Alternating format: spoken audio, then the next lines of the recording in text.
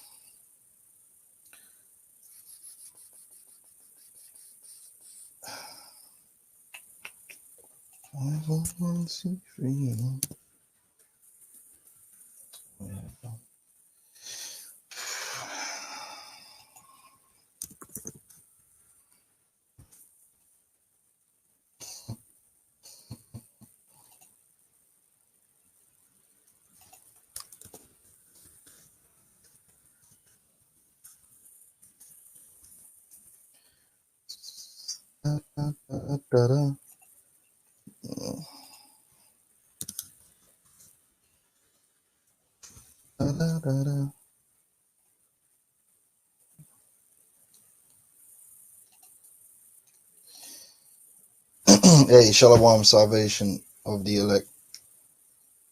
Shalom, just give me a second. Let me just finish up setting this thing up. There we go. Finish up.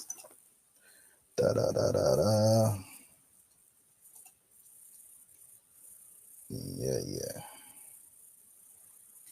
Pop that out. All right, sweet.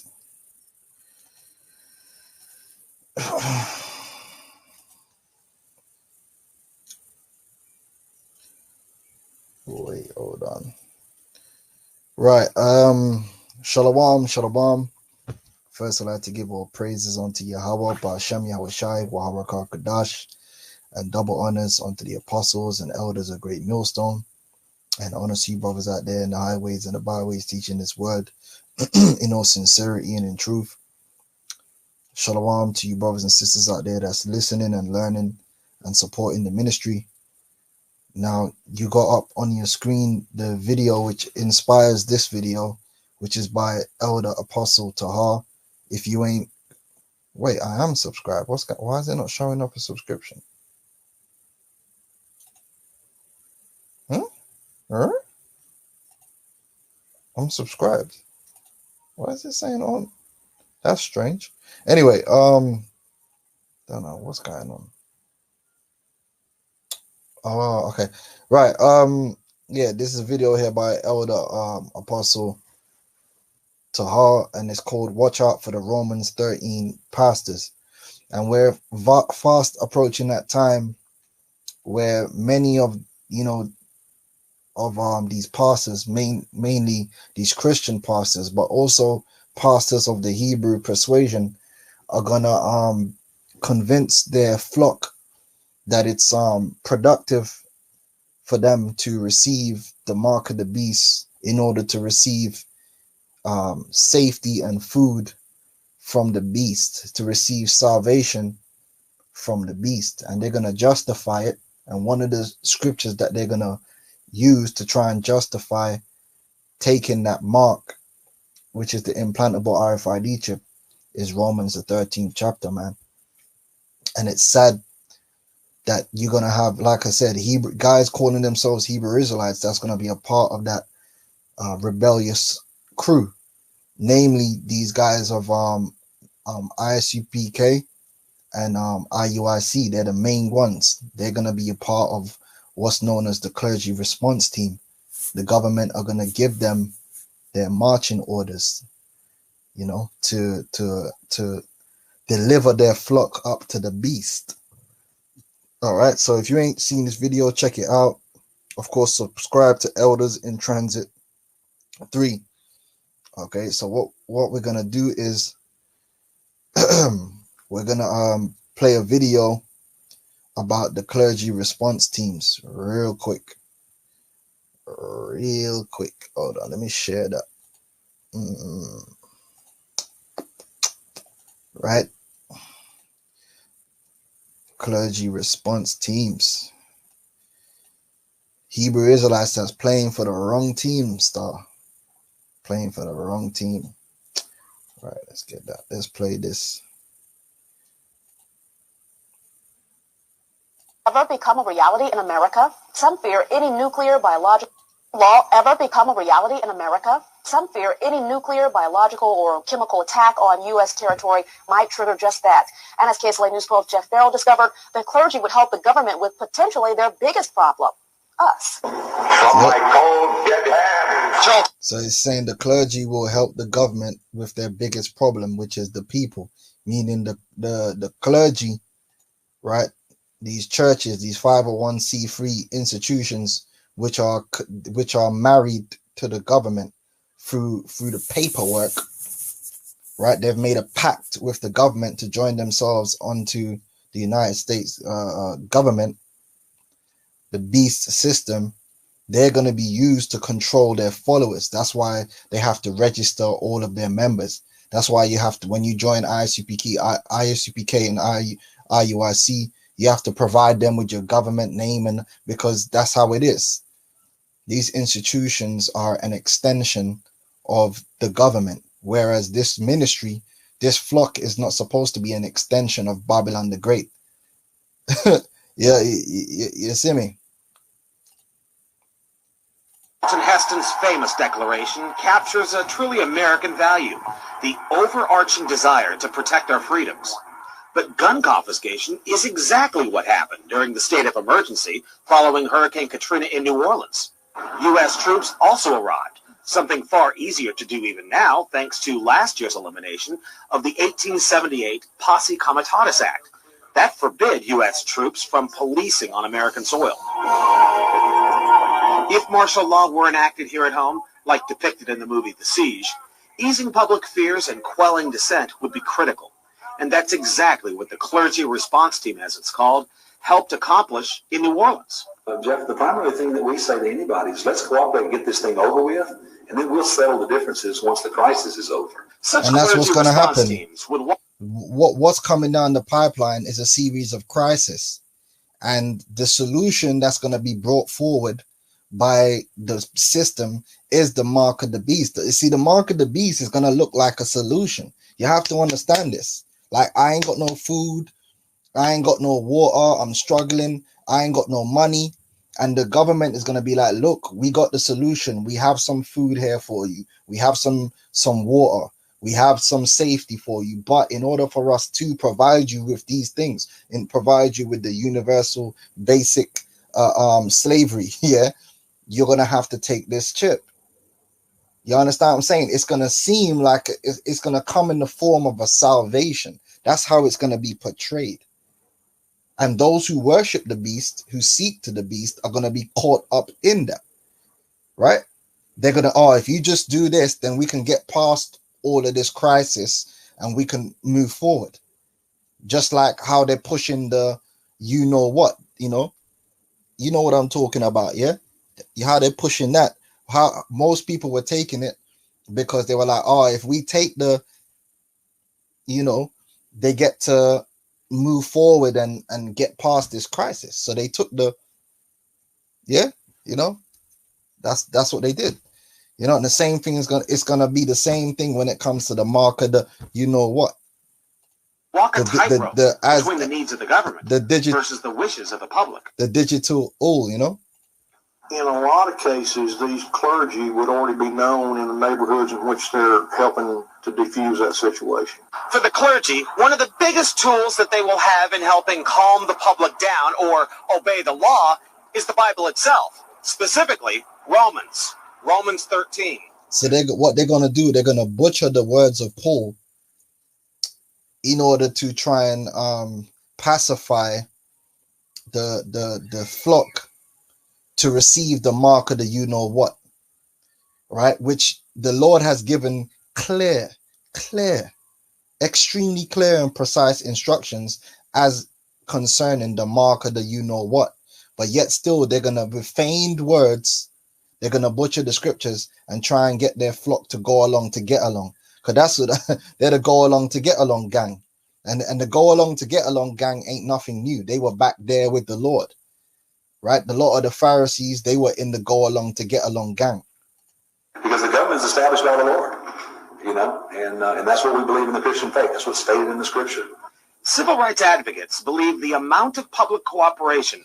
And then when you go into it, the deeper into the 501c3 situation, you find out that they have to keep dossiers on their members, and any members that they feel have owned guns or would be adversarial to the government, they have to report them. So they're on snitch watch too.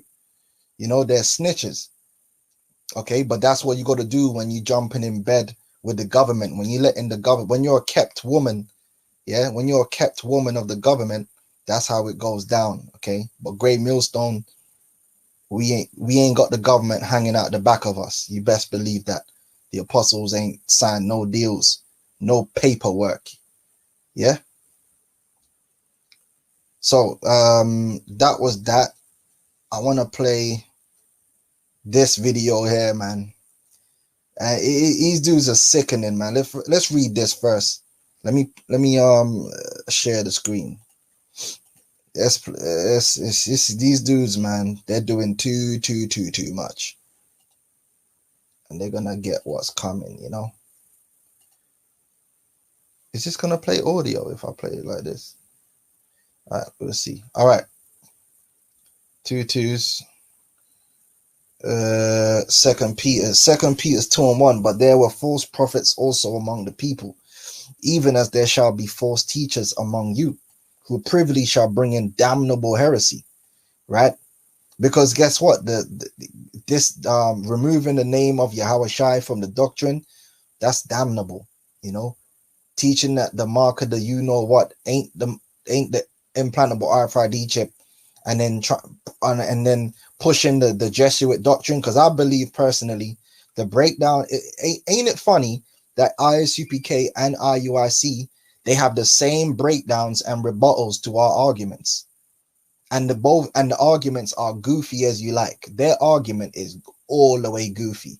It don't get no more goofy than trying to imply small nations, great nations, poor nations. It wasn't talking about nations. It was talking about individual people. The mark of the beast is something that they're going to make individual. It's to try the individual, not the nation. A nation cannot receive the mark of the beast. That's retarded as hell. So now you're telling me a nation's going to get beheaded when the scripture tells you that there's going to be saints that's going to be beheaded, not nations. So it was no matter which way you slice it, the mark of the beast is a white woman, it's sin, this, that, it's everything else but the digital all.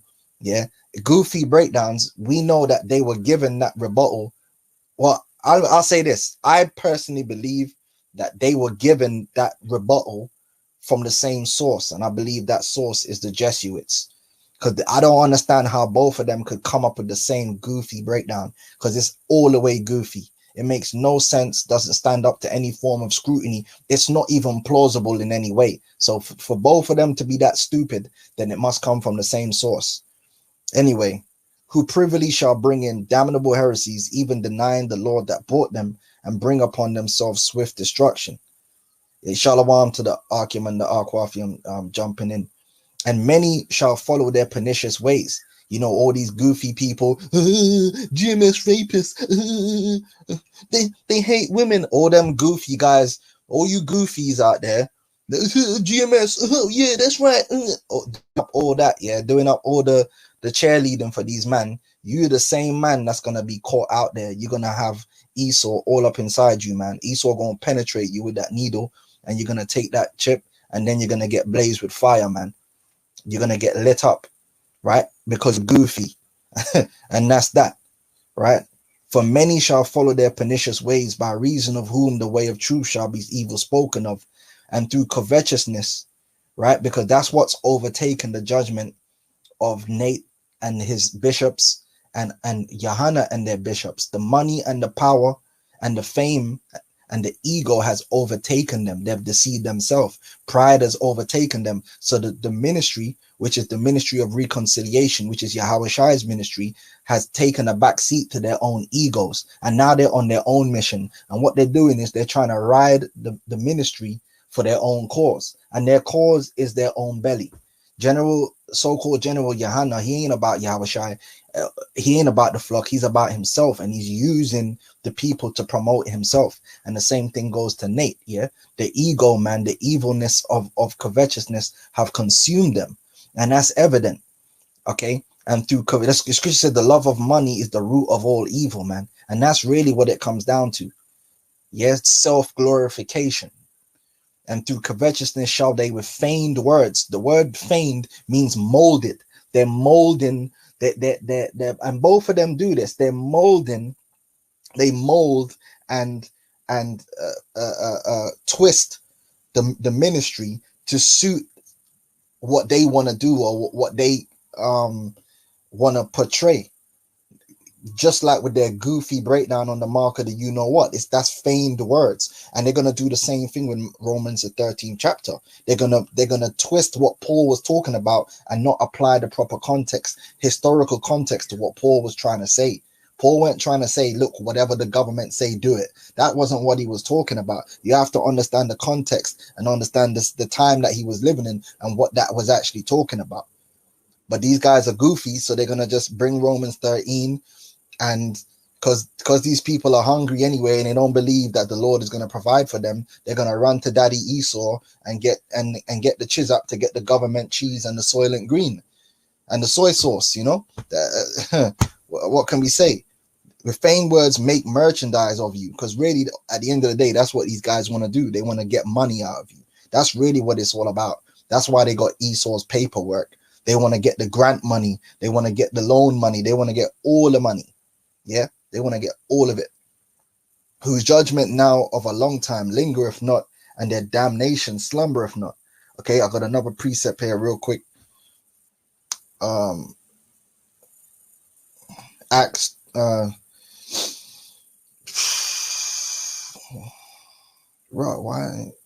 Acts 20 and 29. For I know this, that after my departing shall grievous wolves enter in among you, not sparing the flock. Also of your own selves shall men arise, speaking perverse things. Because General Yohanan and Nate, they came from out of one west. They were among the men of the Lord, but they arise and now they're speaking perverse things to draw away disciples after them. And that's what it's all about. They want men to follow them so that they can benefit from the glory of man. Hey boy, these men are gonna get it the hard way. This is the brother Ibadia Israel on the comment board writ Micah 3:11. The heads thereof judge for reward, and the priests thereof teach for hire, and the prophets thereof divine for money. Yet will they lean upon the Lord and say, is not the Lord among us? None evil can come upon us. So they're pretending, man. They're doing the work of the Lord deceitfully. Another good scripture here, Isaiah 31 from salvation of the elect. Isaiah 31 and 1. Woe to them that go down to Egypt for help. Now that's going during the time of the Babylonians. Now what does that mean? Because what that's talking about, so you got to put it into context. Back then, when the Babylonians were coming up against Israel, the Israelites, the prophets were warning them and forewarning them, like, look, you're worshiping idols, you're doing up all this madness. The Lord is going to send these Babylonians and going to break you into pieces. And they didn't want to listen. Why didn't they want to listen? Because they were carnal. They were looking around. They saw the 6'9" Deontay Wilders. They had all the warriors. Listen, you gotta put your mind frame back in the time of that time, man. You had all the old Judah, mad warriors, man. As many as you see Jake doing up all this athletics today and winning these gold medals, we weren't doing all that before. We were warriors. So we had all these mad sick Judites and mad sick Benjamites and Levite warriors. We had all the orators and we had all these great men in the nation. So when the prophet was like, look, them nappy-headed Babylonians are going to take you down, they were laughing at the prophets. They're like, hey, man ain't going to do nothing. But and then when the Lord brought the judgment, they tried to run to Egypt as if the Lord said that Egypt was going to be a succor unto them or to be salvation.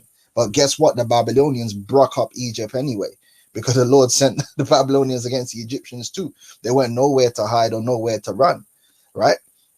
Saying it's the same thing's going to be in these times. The Lord wants you to lean upon him. The Lord wants you to seek to him. But when the judgment comes, the crisis comes, you're going to run to Esau. The Lord never said Esau was going to be your deliverance. The Lord never told you to run to Esau, run to the beast, to worship the beast and bow down.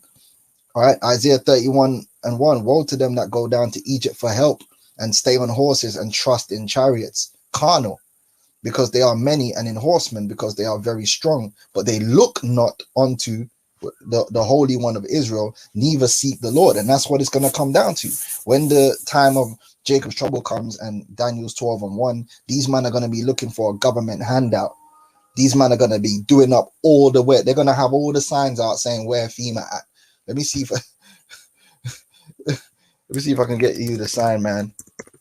Remember when Hurricane Katrina happened and Jake were all up on the buildings, all up on the buildings crying for where FEMA at? I wonder if I can get the man on top of the building. I wish I could find the image, man. Where FEMA at?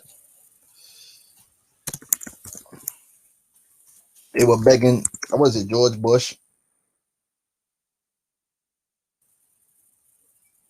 Yeah, the water is rising, please. They're going to be out there begging FEMA for respect. Yeah. They're going to be begging FEMA, man. When everything that we tell you that's going to come down the typhoon. Yeah, they're going to, where is FEMA? When everything that comes down the pipeline, instead of seeking to Yahweh Shem Yahweh Shai, they're going to be seeking to the beast, man. They're going to be begging FEMA for everything. And FEMA going to be there. They're going to be like, hey, you want some of that government cheese? Hold this chip. Hold that. And they're going to take it because they want some of that Soylent Green. They're going to want some of that. Look at this. Where is FEMA? Doing up all of that, yeah? Begging up FEMA. That's what's going to happen, man. Yeah? Niggas is going to be out there waiting for FEMA, boy. ICPK. Yeah, FEMA coming. Right? Yeah. Yeah, where we at? Right, so they're gonna be begging for FEMA instead of seeking after Yahweh Shem Yahweh Shai in that time of trouble and trusting that the Lord can deliver us, trusting that He's present. That scripture real quick. In the time of trouble, that's what the scriptures say, right? What is it? Book of Psalms. They don't believe the Lord is present in the time of trouble, man. They trust in Esau. Psalms 46:1. God is our refuge and strength, a very present help in trouble. Right? They ain't gonna believe that. Okay, not even a little bit. Yeah, rape victim begging her rapist for help. Yeah, yep. So we did the clergy response team. Let's play this, man. This is atrocious. So these guys, RUIC, actually did a video to justify the fact that they have a 501c3 charter, saying that they're using it for progress. But Great Millstone, we're not about the progress of the nation. We're about the progress of the ministry of Yahweh Shai. These men are doing too much. We're not here to build up Judea. Judea got destroyed for a reason. These men want to make Judea all over again. They want Israel to be a Roman province within Rome. We're not here for that. Judea got destroyed for a reason. We're here to build up New Jerusalem in the spirit. We're not here to progress and to build up Judea, because that's what these niggas want to do.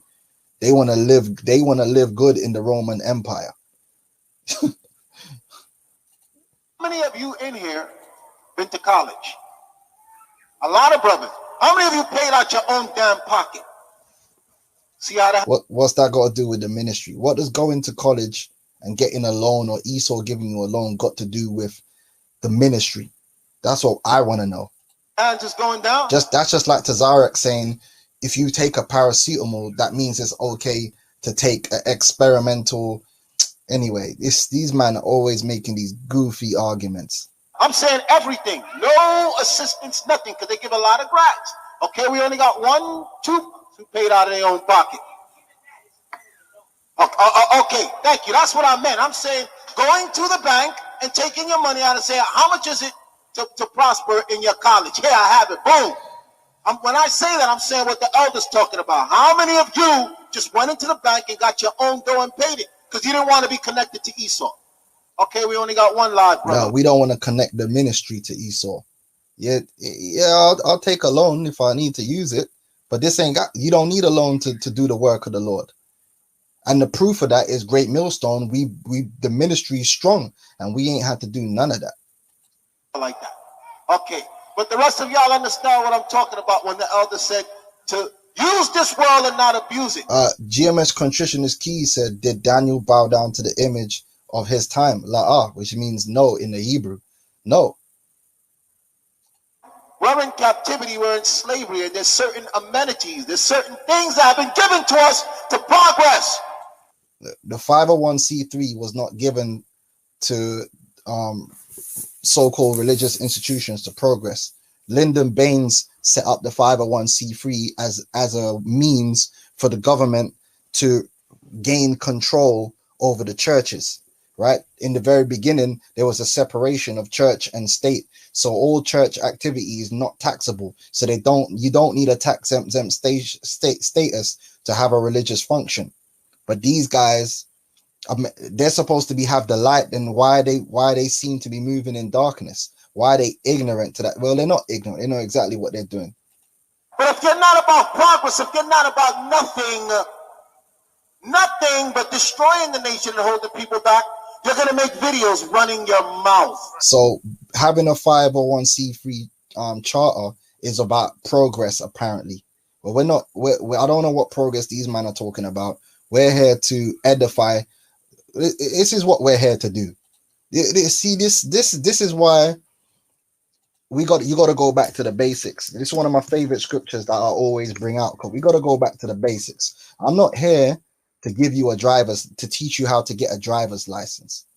Now, we might talk about certain life lessons which you gain through the scriptures, and obviously there's nothing wrong with improving your condition within this kingdom. Okay, so we might speak on certain things, but ultimately I'm not here to set up a class to teach you how to read English.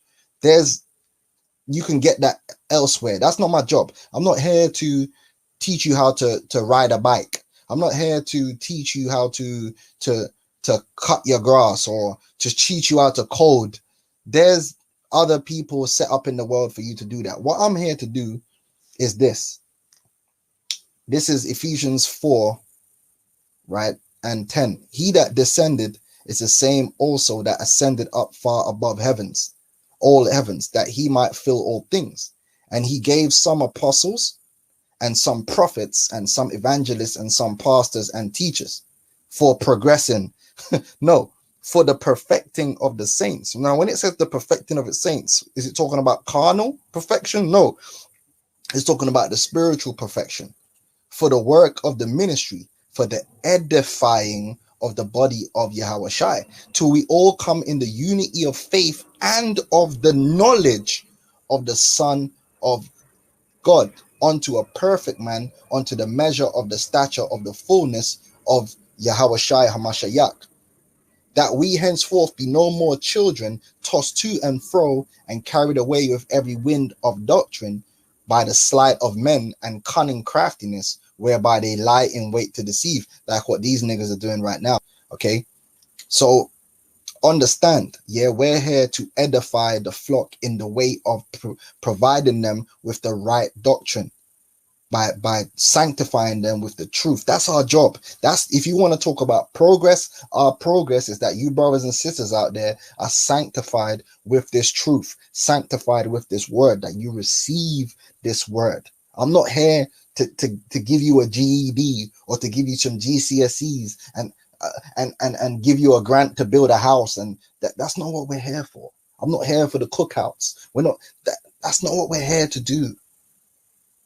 If you want a GED or whatever, there's programs out there for you to do that, man. We're not here doing no drug program. Goodness gracious, man. There's soup kitchens out there. We're not here to set up soup kitchens, man. Goodness gracious. There's people that the Lord set up in the world to do all that, and good for them. Yeah, this is what we're here to do, the work of the ministry. Sup with these dons, man. Anyway, let's go back to these clowns, man. Looking stupid. Exactly. Get that 2 Timothy 3 and 7. Right. These different things that the Most High has allowed in the system is considered the Most High's mercies. Exactly. So a 501c3 chart tax exemption, which you actually don't need to be tax exempt, is something that the Lord has provided. And that's the same thing they're going to say about the mark of the you-know-what. They're going to say, look, the mark of the you-know-what has been for it's a mercy.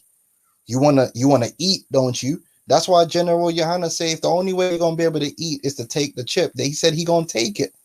Because I don't know what to say to you, man. These guys, they've sold all the way out, man. Them man are sold out. Them man have sold out. Them man are Anthony Joshua tickets at Wembley sold out. All the way. Anthony Joshua settings, man, the landlord, they sold out. Ain't nothing left. Yeah, ain't not even one thing left. They sold it all the way out. Anyway, okay. Doesn't Revelation 12 said Israel would be nourished from the face of the serpent? So certain kind of nourishment Israel don't want. I don't want it. You simple as hell. 2 Timothy 3 and 6. So that's a justification for joining yourself to the government. So now certain things you can't teach because you've made an agreement with them. Yeah. 7. 2 Timothy chapter 3 and verse 7.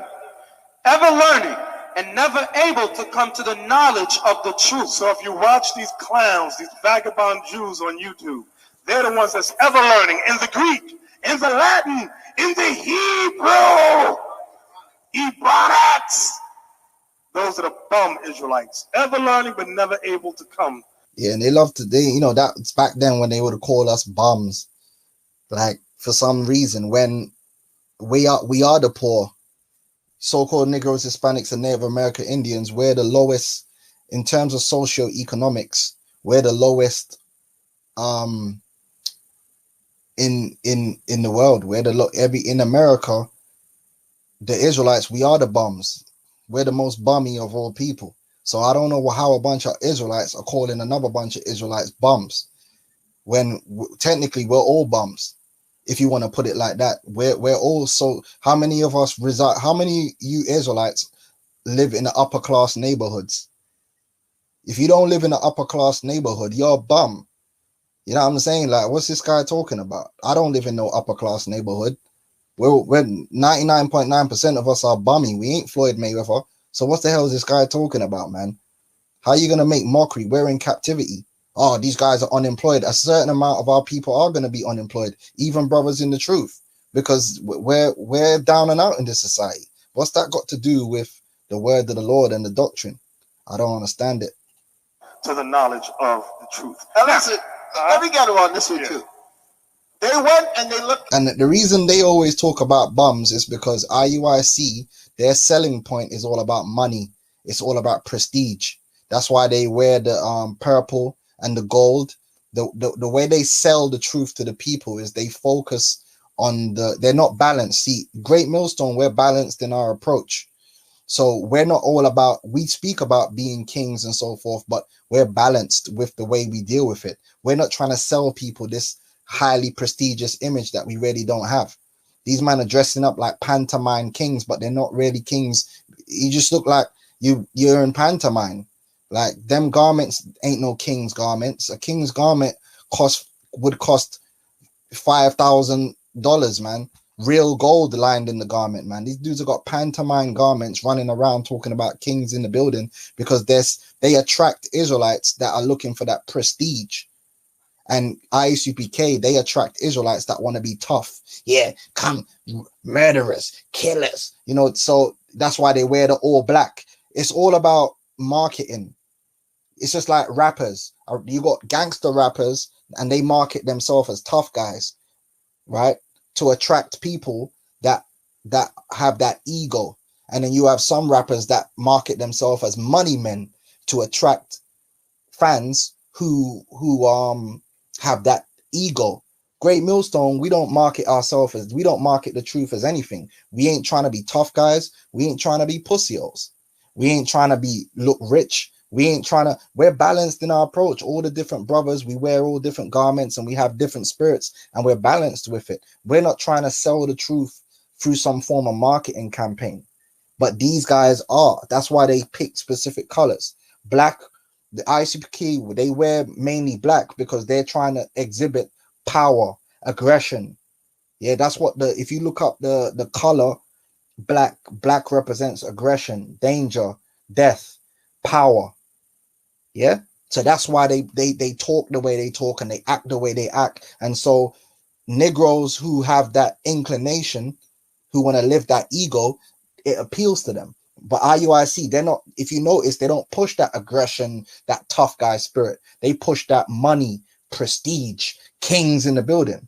Whereas Great Millstone, man, we're just Israelites, man, in captivity, and we're striving for the perfection and waiting upon Yahweh Shai. We ain't trying to sell you nothing in no special type of way or any kind of marketing campaign and dress a certain kind of way or build up a certain type of personality.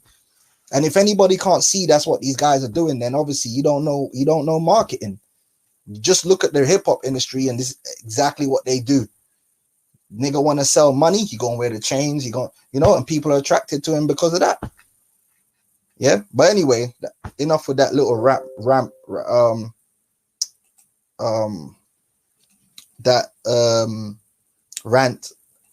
Online, and they find documents with the elder's name on it, and then they put exposed.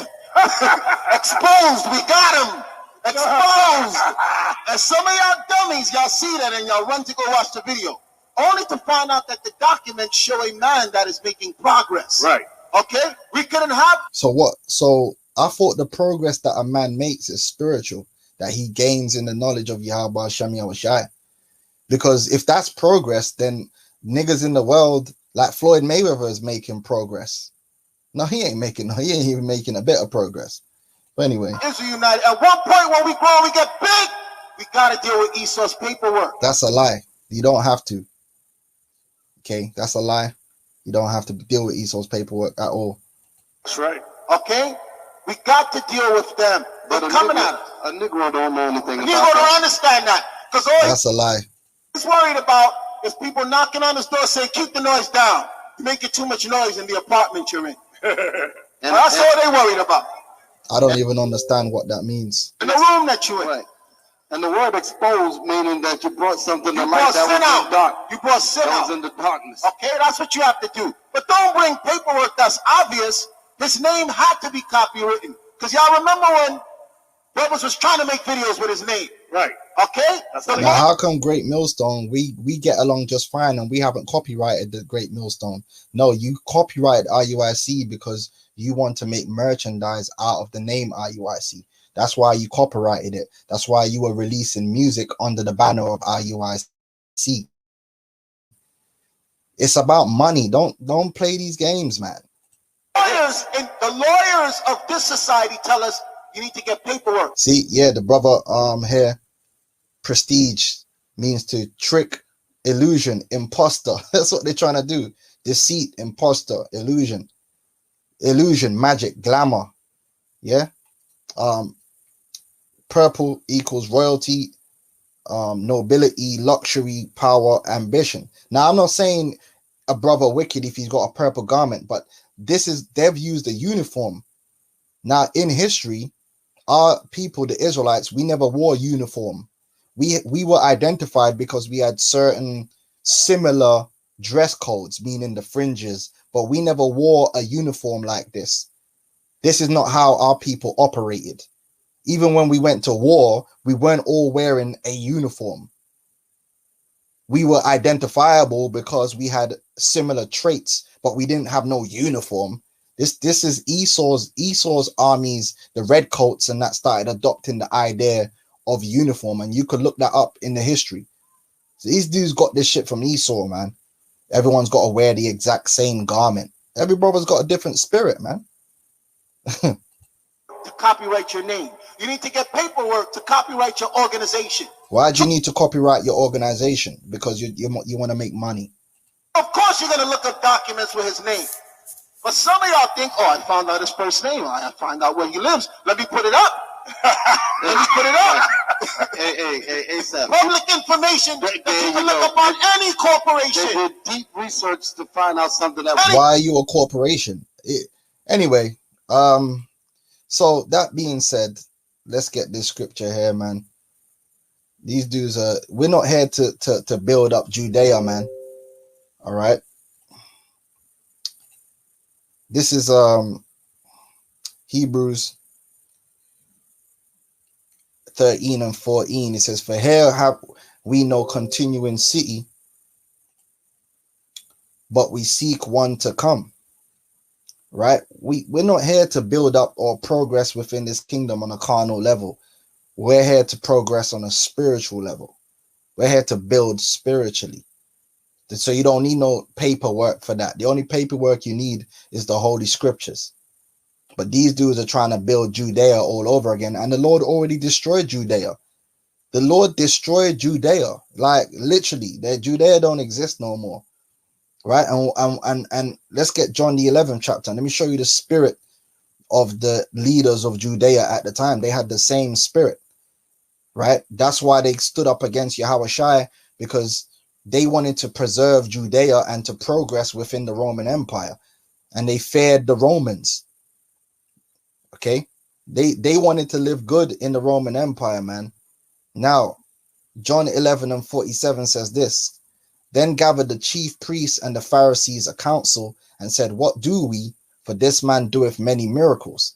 If we let him thus alone, all men will believe on him, and the Romans shall come and take away both our place and our nation. So they feared the Romans. They had no respect unto the word of Yahweh Shem Yahushua. They feared the Romans because they were working with the Romans. Yeah, they were working with the Romans. They weren't working against the Romans or just biding their time until the Lord delivered them. They weren't waiting for no salvation. They didn't want to be saved. These chief men, they had a good position in the Roman Empire, being overseers over the nation, and they were happy with that. Just like these guys, they're happy having the money and the prestige they get by just being heads of IUIC. They don't looking for the end of America. They don't want America to end. They're fine with America the way it is. They just want to get their money up. It's evident, man. These guys are cool with Rome. Now, I'm not saying you're supposed to be fighting against Rome physically, right? But we still moving in the spirit, man. Goodness gracious. These dudes are not looking for this place to go down. They're looking to build up in this place and prosper. Mad thing. All right. Now, I want to go to... That's it on that. Let's get rid of that. Let's get rid of that. Let's get rid of that. I want to go to the elder Yashawama said Yahushua never linked the church to Rome. Yeah, not even a little bit. Yahushua's thing was legit. It was underground. Yeah, man never signed to the label. If you want to bring it to hip hop, he never signed to no label. And he was underground. He was selling CDs out of his boot. You never signed no record deal. What are you talking about, man? Underground. That's how this truth is supposed to be. The real and authentic. Because as soon as you sign that record deal, the label own your ass, man. They're going to start changing you up. That's how it is. As soon as you sign, it's the same thing. As soon as these dudes go to Hollywood, like, it don't matter. Once you join in with Esau, man, Esau's going to change the game and change you, man. That's how it works. You got plenty of writers. They're good. They're talented. And then as soon as they get up in Hollywood, they have to start changing up the way they write and include more LGBT to the, you know, what's into the storyline. And yeah, they have to change up the, you know, once you sign that deal, you gotta do what the studio want you to do.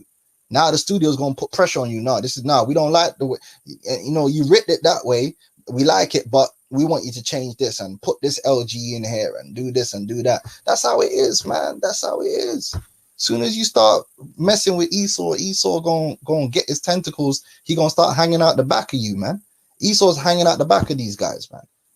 Evidently, right? So it's true. Yahweh Shai was straight authentic, man, from the streets. Yeah. You know, from the streets. And I ain't talking about no gangster thing. I'm just saying from street level, authentic, straight raw. Yeah, no corporation. Yeah.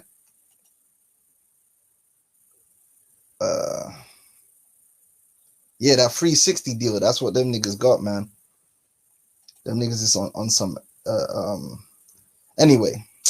Let's read Romans 13 chapter, because I got something interesting here. Now, we have to understand that during the time of Paul, and a good movie you can watch, believe it or not, is the new Ben-Hur. The new Ben-Hur, right? You watch the movie Ben-Hur, not the older one with that crusty Charlton Heston, but that was a good film. You know, it's a classic. You know, that old crusty film with my cold, you know, that guy. Yeah. Yeah, this film.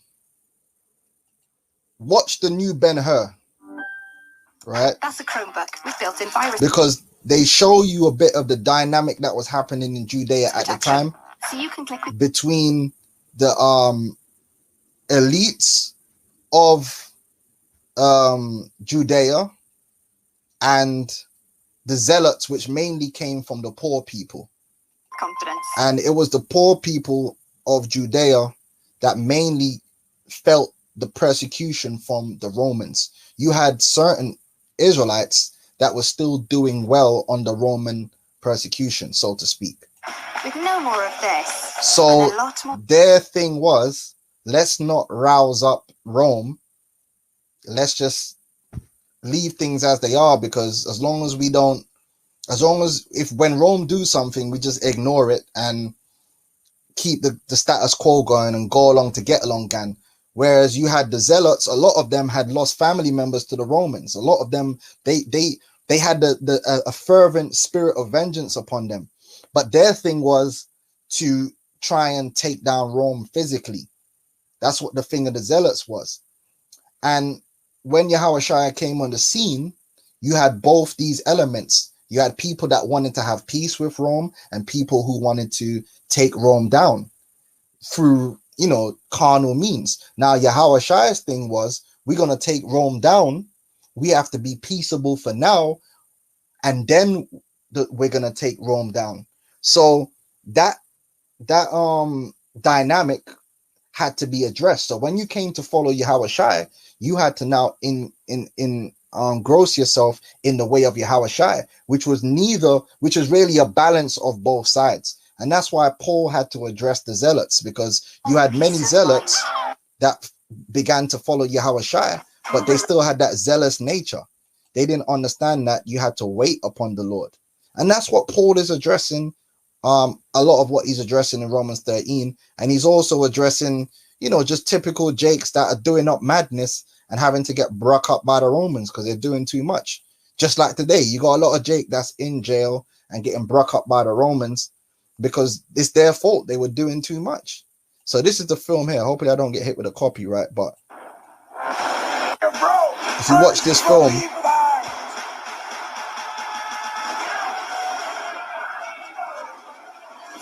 you know,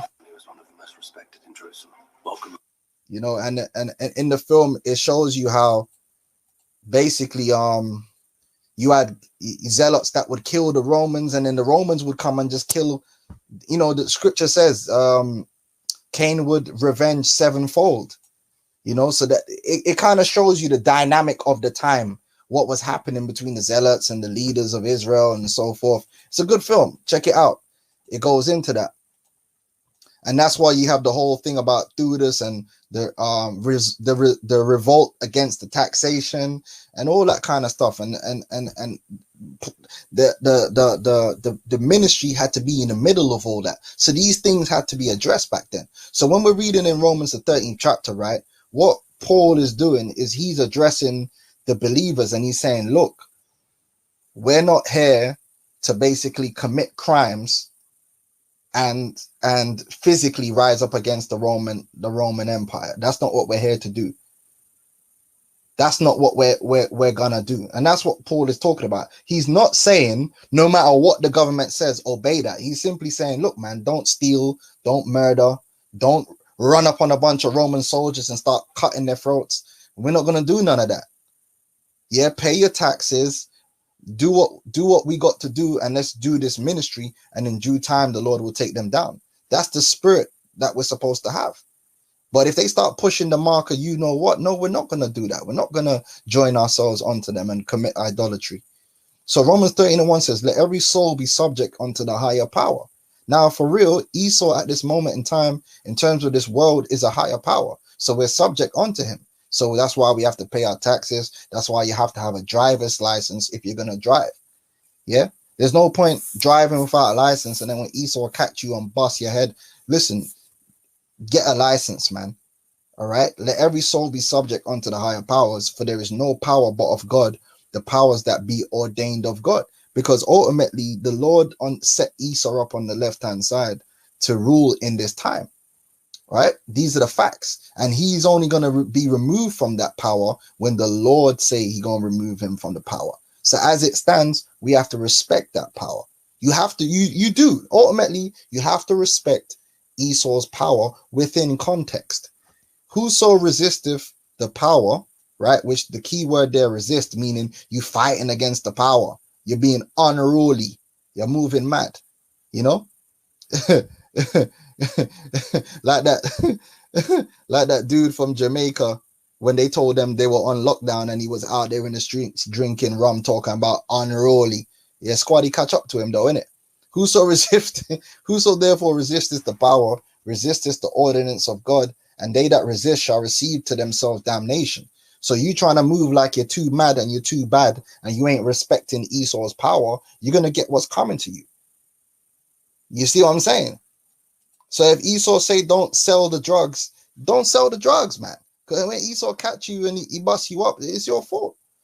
For rulers are not a terror to good works. Because mostly speaking, if you, in this society, if you keep your head down and you go to work and you do what you got to do, more time or less, Esau are going to leave you alone.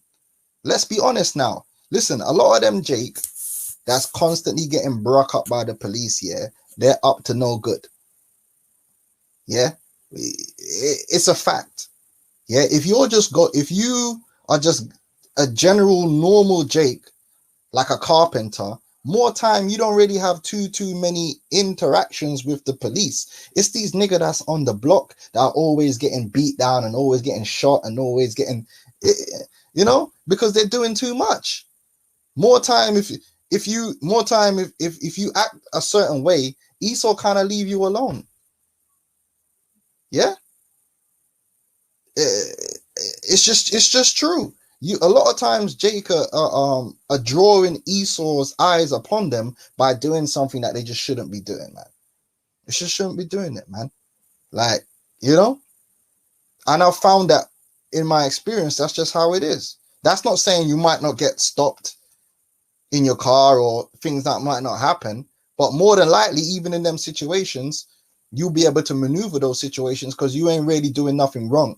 A lot of times Jake gets stopped. Jake got weed in the car. That's why Jake's acting all agitated, and then they get shot in the car. If you never had that weed in the car, you weren't worried about the weed, you probably would have survived. Anyway, Romans 13:3. For rulers are not a terror to good works, but to the evil. Without then not be afraid of the power, do that which is good, and thou shalt have praise of the same. So basically, in this society, you're really supposed to carry yourself as an upstanding citizen. That's how you're supposed to carry. You ain't supposed to be no seedy, underhanded character in this society. which you had guys back then that were doing that, man. Stick up kids, you know, they might rob Romans. That's just gonna get you effed up, man. You know what I'm saying? Like robbing Roman taxation carts and that. What are you doing, man? Like, what do you think's gonna happen when they buck you? Oh, I'm gonna go rob a bank. Oh, I'm gonna rob. Come on, what do you expect, man? Esau buck you up now and put a couple bullets in your forehead and mash out your head. Well, you know what I'm saying? Just do your job and do what you got to do. More time, you be all right. You know, it's true. It's true. Let's be honest, man. Most of them jakes that are getting bust down proper, they were up to no good. Let's just be honest, man. Okay? Do that which is good, and thou shalt have praise of the same. For he's a minister of God to thee for good. But if thou do that which is evil, be afraid. For he beareth not the sword in vain. For he is the minister of God to revenge, a revenger to execute wrath upon him that doeth evil. And like I said, let's be honest, man. The majority of these jakes that's out there getting gunned down were up to no good. Now, that's not saying that, you know, situations don't happen where Jake weren't doing nothing and he just got blown away. But come on, man. 9 times out of 10, these dudes, they were up to no good, man. And that's how it is. That's why they were caught in the wrong place at the wrong time. Wherefore you must needs be subject, not only for wrath, but also for conscience sake. So what he's addressing here is Jake that were doing evil, were doing crimes within the confines of the Roman Empire, and then they were getting hunted down and killed. He's like, yo, just relax yourself. Do the work of the ministry, pay your taxes, do your job. Yeah? The scriptures speak about suffering not as an evildoer, man. A lot of them jakes that's in prison, they're suffering as an evildoer, murdering people and doing too much. They didn't suffer because they were working in McDonald's. They didn't suffer because they were a carpenter and they were just doing their work. You know, a lot of them are just doing foolishness, man. For this cause, pay ye tribute also. Yeah? Because a lot of guys were vexed. They didn't want to pay the tax. And that was getting them in trouble. They didn't want to pay the tax. And the taxation was one of the main issues. Jake didn't want to pay no tax. Because Jake was poor, man. And when you're poor, you don't want to let off that tax, man. Jake didn't want to pay the damn tax. And Paul is saying, look, pay your tax, man. Because if you don't pay the tax, Esau's going to come and bruck you up. Yeah? Respect the power. Pay the tax. Yahushua said, render unto Caesar that which is Caesar's. A lot of Jake had a problem. We had wars over the taxation. So we not, it's funny because these guys are fighting for tax exempt status. We're not got a problem with the tax in terms of, obviously, we don't want to be under captivity. I mean, ultimately, we do have a problem with the tax. You know, we want to be free. But as it is now, Esau taxed me. What do you want me to do about that? Yeah?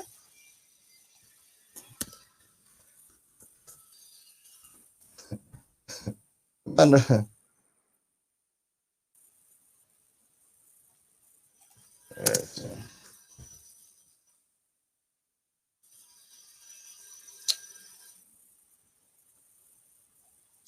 me see. If you okay, Jewish Roman wars, they were tax wars, man. So now you understand that there's a reason why Paul writ Romans 13, and it was mainly surrounding Jake being rebellious against the Romans. He wasn't trying to, you know, for taxation purposes, or they were robbing taxation. They were doing the Robin Hood shit, you know, running around trying to steal from the rich and give to the poor and all that. The Lord didn't tell you to do all that. Let's see if we could pick it up real quick. I didn't really go to it firsthand.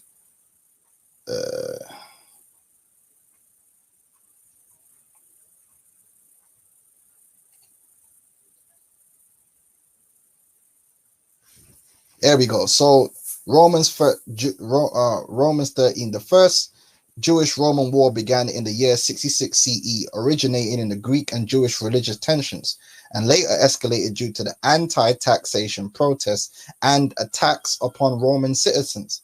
This is what Paul is addressing. And lo and behold, why did they get broke up into pieces? Because they did exactly what Paul told them not to do. Paul said, nah, lad, nah, Rasta. Relax yourself. Don't be doing all that, man. Because he don't bear the sword in vain. He gonna come get you.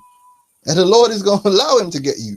In response to the Roman plunder of the Second Jewish Temple and the execution of up to 6,000 Jews in Jerusalem, a full-scale rebellion erupted, you know. And you can go and read up more on the history. You get some of these precepts here.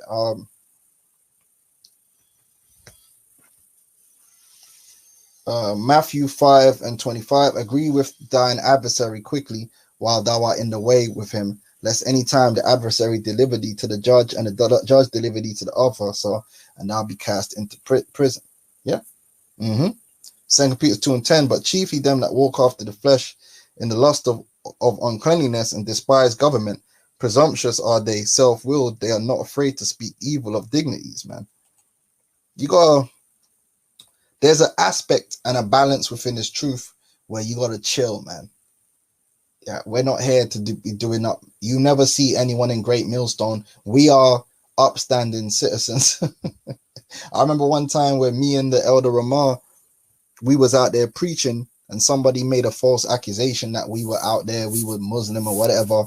And when the policeman rolled up on us and he see that we were just reading the Bible, and he said, oh, you guys are some upstanding citizens. That's exactly what we are. We can't be held fault for nothing. When do you hear members of Great Millstone go into jail or getting arrested? Nah, because we ain't doing that. We keeping on, as they say, keeping our nose clean. Yeah, so Esau can't find no fault. If he's gonna fault us, he's got to fault us for teaching the truth, and that's it. He can't say that we're out here robbing anyone or stealing or murdering or committing assault.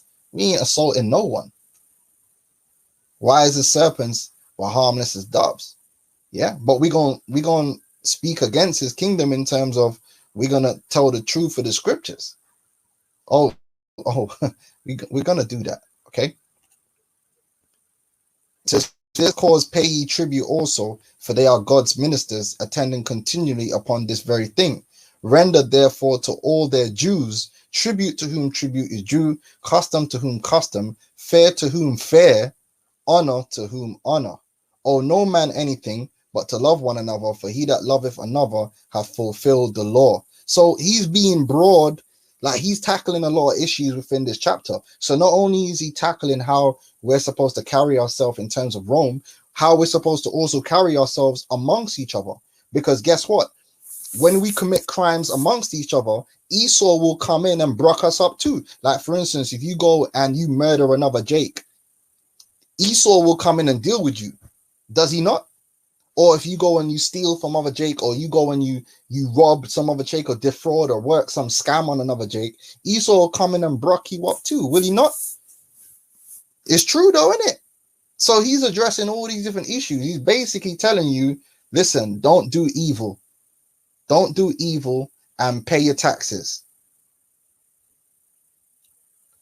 Right? He ain't saying, oh, if the government tell you to bow down and worship Satan, do that too. Now, that wasn't what the context of the situation was all about. It was he was addressing doing evil, meaning harming or doing harm unto your fellow Israelites in the way of the law, like robbing and killing and all that stuff, and also robbing and killing Romans and not paying your taxes and not respecting the laws, man.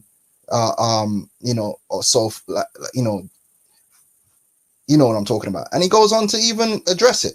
For this, thou shalt not commit adultery, thou shalt not kill, thou shalt not steal, right? Thou shalt not bear false witness, thou shalt not covet. And if there be any other commandment, is briefly comprehended in this saying, namely, thou shalt love thy neighbor as thyself.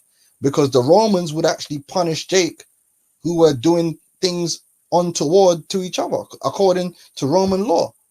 Love worketh no ill to his neighbor, therefore love is the fulfilling of the law. All right. So Paul's addressing a whole bunch of things in this scripture.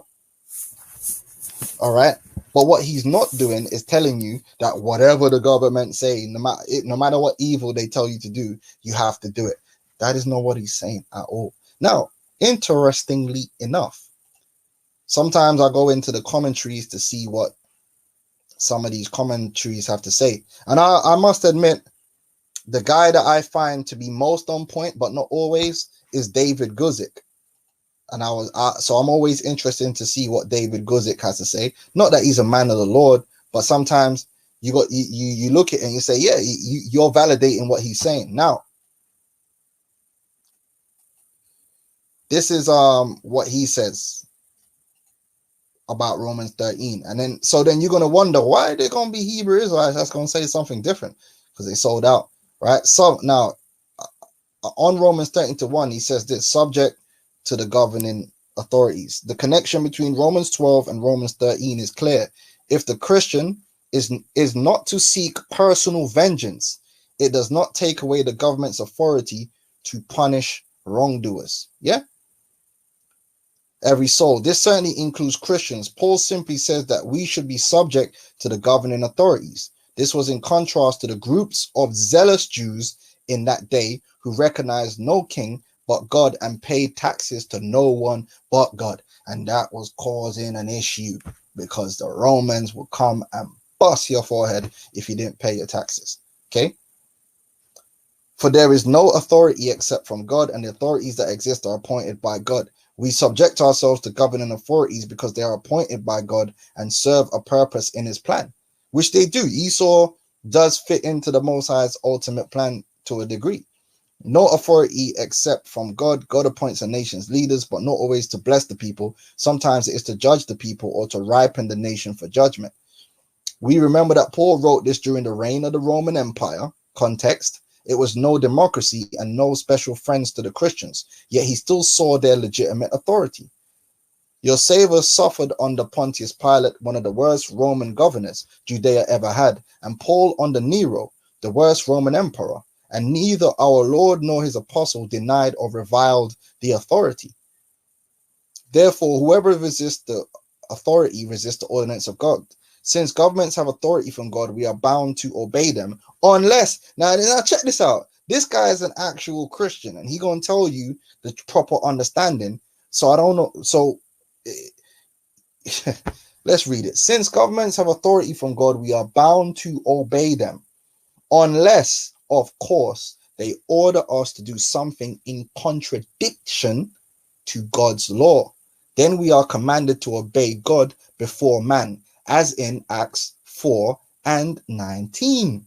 So has the Lord commanded us to not receive the mark of the beast? So what now? The blue letter Bible don't want to load now. See it there. I'm trying to get Roman. Yo, hey, someone post Romans 14:9, Baba Kashar. Oh, okay, it's running now. So he didn't want me to bring the commandment because this is good as law, because it's a sin. Ultimately, taking the mark of the beast is rebellion, which is a sin of witchcraft. It's also idolatry because you're worshiping the beast, right? And you joined yourself on. It's a spiritual adultery because you've joined yourself onto another. Right, Revelations 14:9.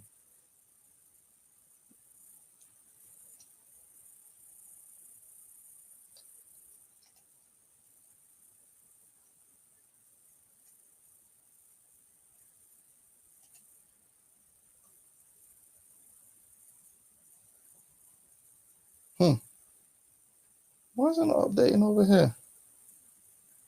Okay, it has. Right, just checking that it was all working there. It's a bit funny that weren't loading. And the third angel followed them, saying with a loud voice, if any man worship the beast and his image, right, which the word worship there is proskuneo, which means as a dog licking his master's hand, and receive his mark in their forehead or in his hand, the same shall drink of the wine of the wrath of God. Why is it the punishment death? Because what does the scripture say? The wages of sin is death. So we and the sin is transgression of the law. So we know that taking the mark of the beast is breaking the law of God. Yeah, because what's the penalty for taking the mark of the beast? Death. What is the penalty of sin? Death. Therefore, taking the mark of the beast is a sin. Therefore, sin is a transgression of the law. It's algebra, and it ain't even that deep. A equals B equals C. So A, B, and C are all the same. Right? Taking the mark of the beast is sin. Right? It's breaking of the law. Right? The same shall drink of the wine of the wrath of God, which is poured out without mixture into the cup of his indignation, and he shall be tormented with fire and brimstone in the presence of the holy angels and in the presence of the Lamb. and the smoke of their torment ascendeth up forever and ever, and they have no rest nor day nor night who worship the beast and his image, and whoso receiveth the mark of his name. I mean, they ain't going to receive the peace that they desire. They're going to be tortured unto destruction. Here is the patience of the saints. Here are they that keep the commandments of God and the faith of Yahweh Shai. If you take the mark of the beast, that means you don't keep the commandments and you do not have the faith of Yahweh Shai. You believe in Esau. And that's what these guys are going to do. And they're going to try and use Romans to do that. Those who resist will bring judgment on themselves. God uses governing authorities to check upon man's sinful desires and tendencies. And it's true. So a lot of things that Esau come down on Jake for is things that they shouldn't be doing anyway. A lot of times Jake be like, oh, you know, crying about Esau. But at the end of the day, if a guy murdered someone and Esau come and take their ass out, we ain't really got no business defending that guy.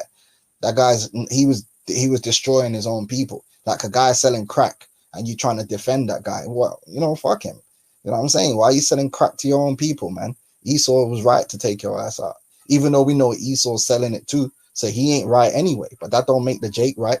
But we're in a society where we actually protect the very criminals which are making our lives worse. That's how bad it is, man. Jake will protect criminals.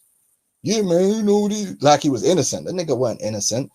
That nigga weren't even a bit innocent, man. That nigga had bodies on him, man. That nigga would rob you. And them niggas is grimy, man. Niggas are grimy. 100% grimy. Let them niggas catch you late at night in the wrong postcode. The niggas will rob you.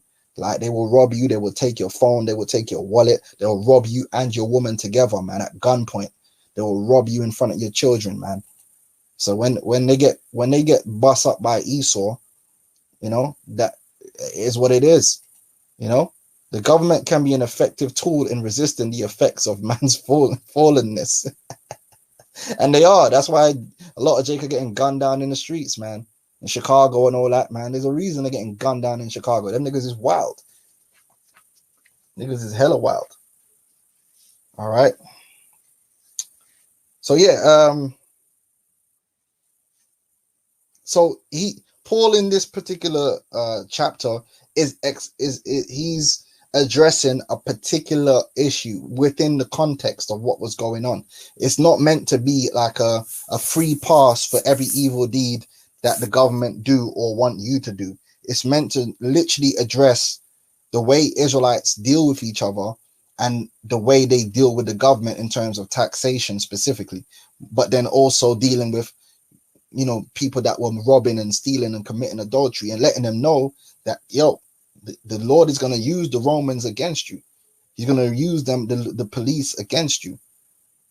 And if you don't pay your tax and you don't respect the fact that these people are in power, you're going to get broken into pieces because you're not respecting the fact that the Lord has placed them in power. Yeah. So you're really disrespecting the Lord, thinking that you can overturn his will. Okay. I hope it's making sense. So what that means is when the time comes and they try and mandate you to take the mark of you know what, Romans 13 is not in any way, shape justifying you taking the mark of the beast. That would be a contradiction, because how could it be in the same book it's saying don't take the mark, but then someone's telling you do whatever the government say? Nah, that's not what it's. He wasn't trying to say do whatever they say. He was simply trying to get you to understand you have to respect that they're in power. So on certain issues, you just got to obey. But obviously there's a line that has to be drawn somewhere, doesn't it now? Like if Esau tell you to bend over and take one up your backside, are you going to go, well, Romans 13 and just spread your cheeks? Come on, man. Don't be fucking stupid, man. Really? So you think that's what Paul was trying to say? If the Romans want you to bend over and take one up the backside, just spread your cheeks because they're ordained of God. Do you think that's what Paul was trying to say? Do anything the government say? Think about it. Yeah, think. Go back to the history, understand the time that Paul was living in, and understand the issues that he was facing. Israel was being policed by the Romans. They were being policed by the Romans back then, and the Romans They were murking off Jake for a lot of things that they were doing wrong. What they were doing was actually wrong, and that's why the Romans was busting their head piece. Okay, so don't do what's wrong, and you might just keep yourself out of trouble, son. Yeah, brothers and sisters understand that, man. I hope brothers and sisters understand. So when the time comes and these men start pushing this Romans 13, we don't want to hear nobody. We don't want to hear nobody's, oh yeah, no. Great millstone, we broke it down to you and we made it clear. Yeah, Romans 12 and 18. If it be possible, as much as life in you, live peaceably with all men. We're not supposed to be out here moving mad. Yeah, we're not going to be out here, oh, that guy's a homosexual, so we're just going to start acting crazy and doing up madness, man. Come on. First of all, we're not in that time anyway to be bringing that kind of judgment. Because if we're gonna go around handing out the penalty of death for one thing, we got to do it for everything. That means if you go to work and it's a Sabbath, you got to be put to death. Do you know what I'm saying? A lot of us wouldn't be in the truth if we were just running around killing everyone for breaking the law. None of us would even be in the truth. We'd be killed before we even, as soon as we came up to camp, man would get killed right there and then. We're not in the time of running around trying to murk people off for we're in a time of edification and rebuke. So that's what we do. Yeah, you understand? So we're not supposed to be moving mad out here and doing up madness, and that's what it's talking about. 1 John 2 and 6. He that saith he abideth in him ought himself also to walk even as he walked. So when Yahushua was here, he was peaceable, man. Yahushua, that's why they had nothing to accuse. Understand, this is why they had nothing. Pilate didn't have nothing on him. You think, listen, if Yahushua was going around robbing people and, killing Romans and robbing and not paying his taxes and that, then Pilate would have been like, well, hold on, you ain't paid your taxes. Yeah, but hold on, you attacked some centurions that would, hold on, you bust this guy's head. I heard say that you killed this person, or we didn't sanction that. Yahushua weren't doing none of that, man. Yahushua was just teaching the word and doing his carpentry and healing people, and they had nothing against him. That's why they had to lie. They had to make shit up, because he was an upstanding citizen, but he stood for the truth and he taught the truth, and that's exactly how we should operate. We're upstanding citizens. We render unto Caesar what is Caesar's, and we live peaceably, but we stand for the truth. And then if they want to criminalize us for standing for the truth, then so be it. That's where we're going to draw the line. But otherwise to that, we're not going to be out here running pyramid schemes and scamming people and doing this and doing that. And then when Esau come to bust your door down, oh, Satan, man, Satan. Nah, it's not Satan, it's you. You're Satan, man. Yeah. Nigga out here selling crack on the streets, and then when Esau busts you over the head and give you 5 years, oh, Satan, man, this is oppression. Nah, nigga, you wicked. Yeah, that's right. He came as a lamb. So Galatians 6 and 10. As we have therefore opportunity, let us do good unto all men, especially unto them who are of the household of faith. So that's how we are as a people. Generally speaking, we do good, not only to the people that's in the truth, but even the people in the world. We don't carry ourselves like animals. That's why no one ain't got nothing to say about us. And I've seen it myself. I've seen the way the apostles and the elders interact with the world. They're not, even Edomites, they're not running, what the hell, man? You just come on. Yeah. Upstanding citizens, man. We do right, we do good, and by doing that, we heap coals on our enemies' heads, because they ain't got nothing to say against us. They can't say nothing. If they were to take us into the courthouse, everyone that has something to say against us would have to lie, because we ain't doing nothing to nobody. Furthermore to that, we help people.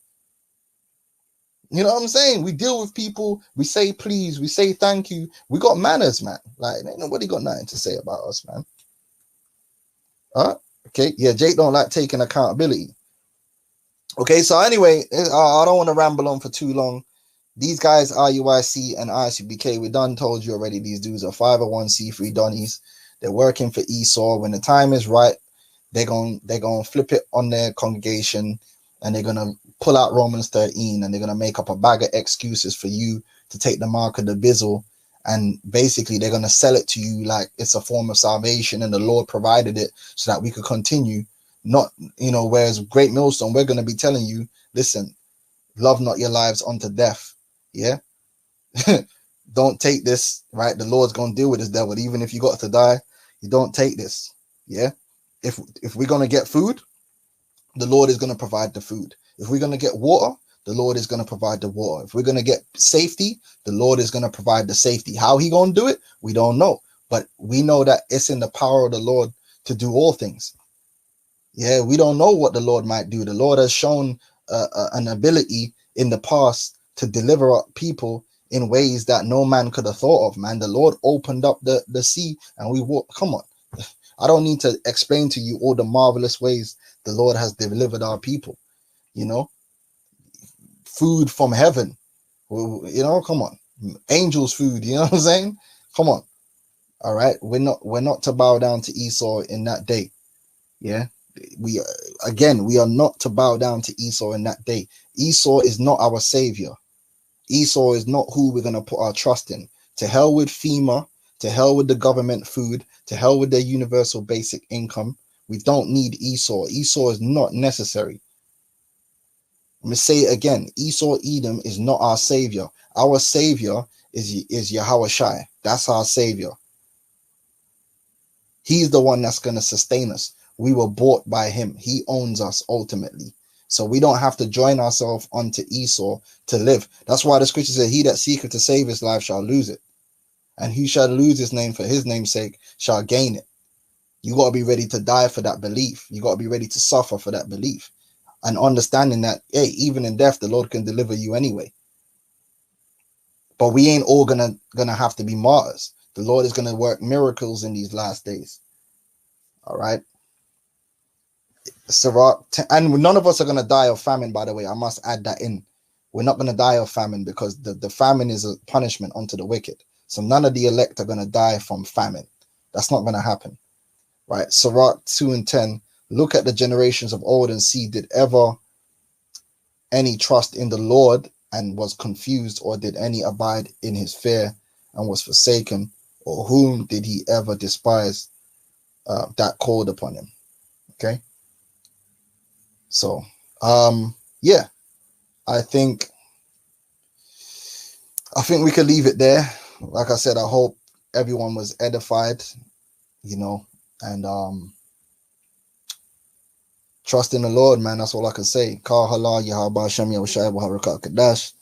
And of course, double honors to the apostles, the elders of Great Millstone, man. They've been doing the right thing from day one. Never took no money from people, and did no foolishness, man. Just stuck to the cause, kept it true to the ministry. Shalom to you brothers out there that's teaching, in all sincerity. Shalom to you. And of course, shalom to you brothers and sisters out there that's listening and learning and supporting the ministry and walking in this faith, man. Shalom to you. We almost out here, man. It's evident. So hold the faith, man, and stay strong. Don't let the demons get you. Shalom.